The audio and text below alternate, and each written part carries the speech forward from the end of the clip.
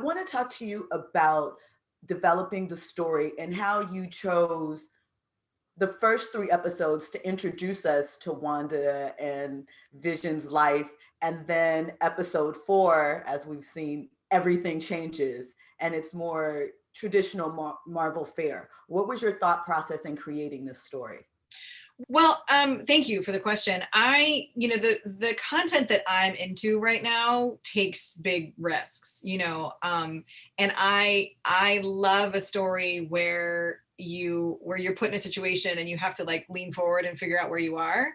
I mean, that's everything from like, Lost did that with the flashbacks, and every episode you're like, whose episode is it? That's so satisfying. And then like a show like Rome, where like 7 years would pass between episodes or seasons, like that's so great. And then something like Russian Doll, where episode 4 is like a complete, 180 redo with a different character.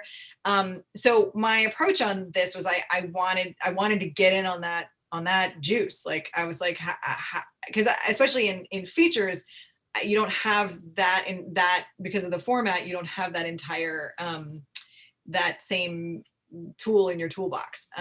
So early on, the idea of episode 4, it wasn't always episode 4, but the idea of doing what sort of feels like, in that moment, it feels like a bottle episode. I just love that.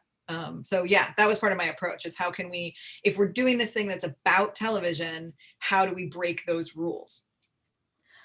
So, and I love it. I enjoy it. So going forward with the story, will we continue to sort of see a mix of both Wanda's world, or will they meld more in future episodes? Yeah, I mean, I wouldn't want to spoil anything, Right. but like I think it's safe to say that we continue to push the boundaries of all these different sort of worlds and spaces.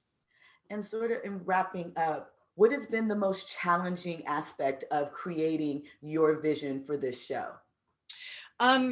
What has been the most challenging aspect? I mean, this job has been a dream. It's been arduous. There's been an enormous amount of work. So maybe that's the most challenging thing. And just real talk for a second. I've got kids, work-life balance. I would probably say that is the most challenging thing, just to keep it real for all the moms out there trying to do their thing. But right.